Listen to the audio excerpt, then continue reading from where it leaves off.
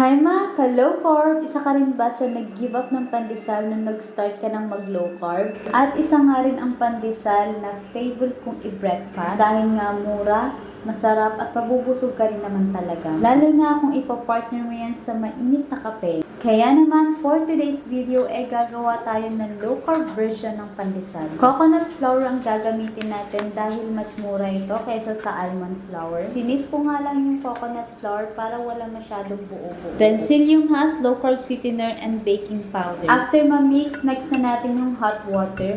1 cup lang dapat yung ilalagay ko. Pero nung minimix ko na siya, parang hindi siya nagpo-combine yung dry ingredients. Kaya nag-add pa ako ng another 1 cup of hot water, total of 2 cups. Medyo nahirapan na akong mag-mix gamit yung wire whisk, kaya gumamit na ako ng spatula. First time ko nga lang din mag-bake ng low carb pandesal, kaya naman hindi masyadong perfect yung magagawa ko dito. Then next naman is ang wet ingredients. Yung iba ang ginagawa is dinediretso na dun mismo sa dough yung mga wet ingredients. Feeling ko kasi hindi ko siya mahahalo ng maayos, kaya pinagsama-sama ko na lang muna yung mga wet ingredients. Then tsaka ko sinalin dito sa dough natin. Then i-mix lang natin yan gamit yung spatula.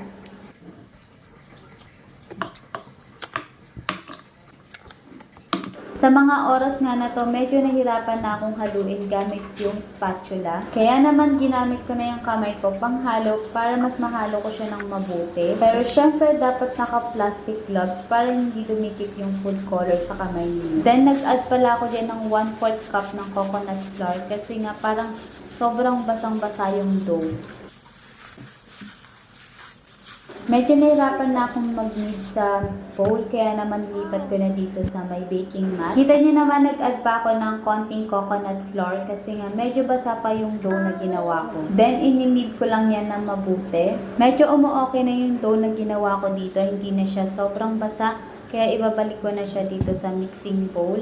Then, i-rest lang natin yan ng 15 minutes bago natin i-bake. Habang nire-rest natin yan ng 15 minutes, make sure na naka-preheat yung oven nyo at 180 degree. After 15 minutes, balik ulit natin siya sa baking mat. Then, hahatiin na natin yan according sa size na gusto nyo. Pwede rin naman kayo gumamit ng weighing scale kung gusto nyo maging pantay-pantay yung sukat niyan. Yung ginawa ko is tansya-tansya na lang kasi kami lang naman yung kakain.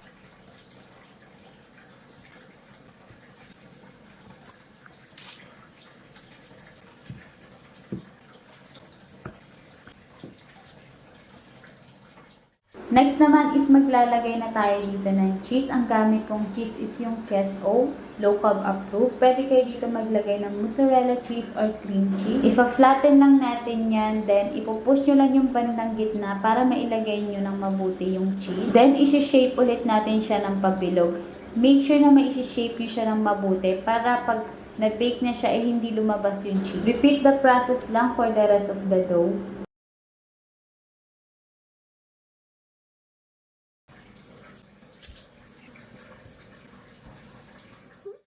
Nalagyan ko na lahat yan ng cheese. Then next kong ginawa is binudburan ko lang siya ng coconut flour para magmukha talaga siyang pandesal. Then nag-add pa ako ng sesame seeds sa ibabaw. Pwede nyo naman skip na lang to.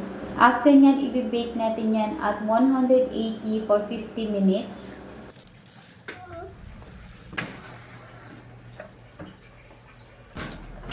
And after 50 minutes, luto na yung low carb ubi cheese pandesal natin. Kinukuha na nga ng anak ko at pinapapak na niya.